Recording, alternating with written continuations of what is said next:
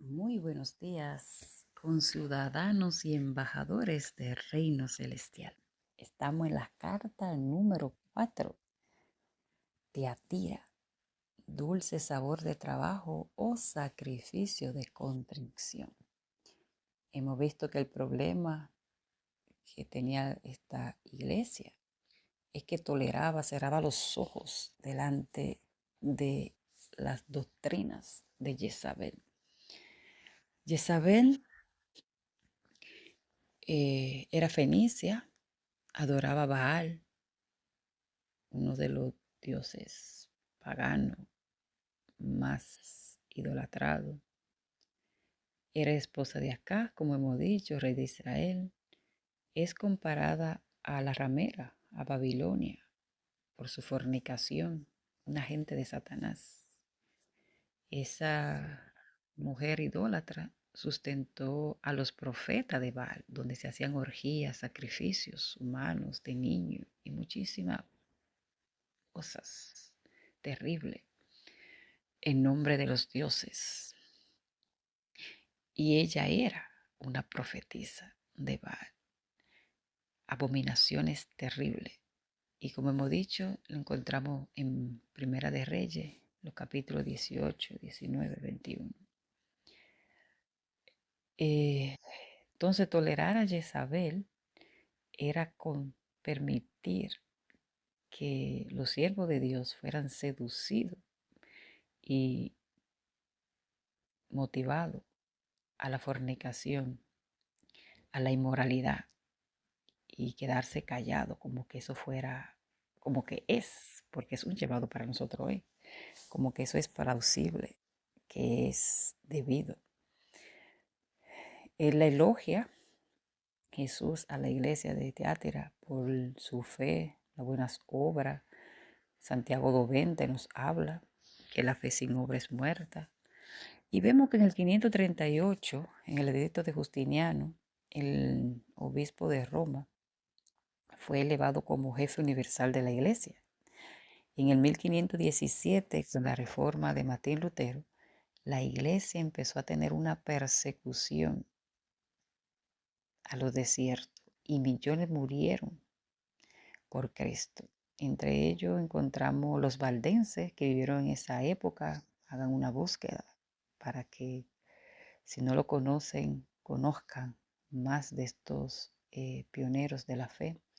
Y ellos distribuían porciones de la Biblia traducida en las lenguas del pueblo. Vivían en los montes. Y Teatira eh, era considerada la ciudad del dios Sol, idolatría. Y vemos cómo esta iglesia, ya que dijimos que abarca el periodo histórico del 538 al 1500, por eso estamos abarcando un poquito sobre la Edad Media, lo que sucedió en esa época. Fue una iglesia perseguida, había mejoramiento espiritual, y encontramos los lardos, donde Juan Wycliffe llevaba a Inglaterra, a los países vecinos, la Biblia traducida, donde se llevaban a los países como Inglaterra y vecinos la Biblia traducida por el reformador Juan Wycliffe. Encontramos la época media de los concilios, los reformadores, la Inquisición, donde se ensalta al papado y como la literatura de Dante, que influyeron mucho en las mentes de las personas sobre el infierno y el purgatorio no bíblico. El tiempo de las cruzadas, de las guerras del mundo árabe y la persecución contra los cristianos, donde tener la Biblia era un crimen, era una guerra que había contra la palabra, porque la palabra nos abre los ojos espirituales. Lámpara es a mis pies tu palabra, sendero en mi camino. Encontramos a Wycliffe, a Tyndale, a Lutero, que fueron usados para traducir las escrituras, no se detuvieron a pesar de la persecución. eh,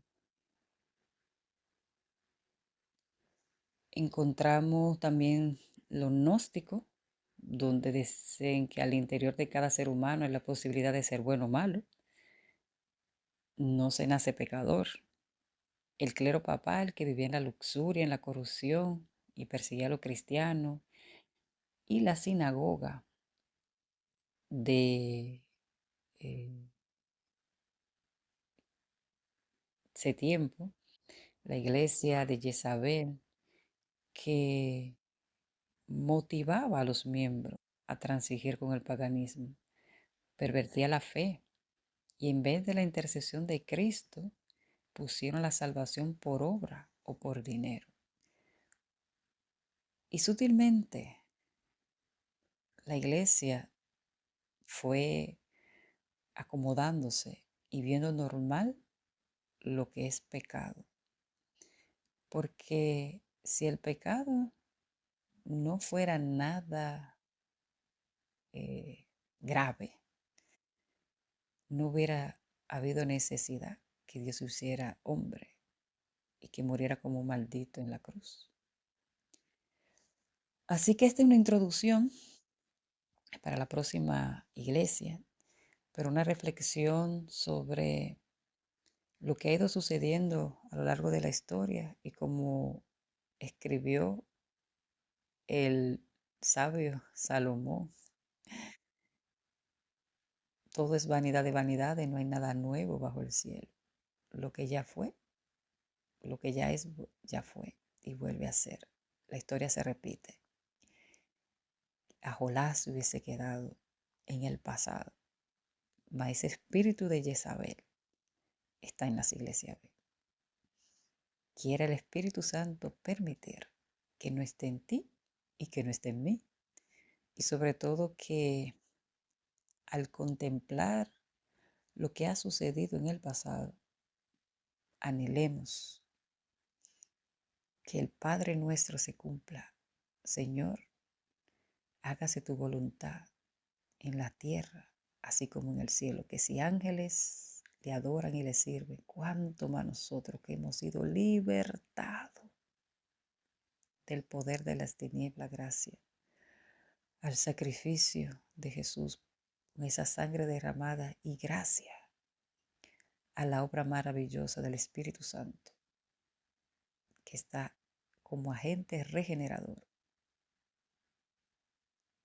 restaurando nuestra mente y corazón, nuestro ser interior a la imagen de Dios. Y como dice al final de cada carta, oigan lo que el Espíritu Santo le dice, pon tu nombre, porque la iglesia somos tú y yo. Bendiciones.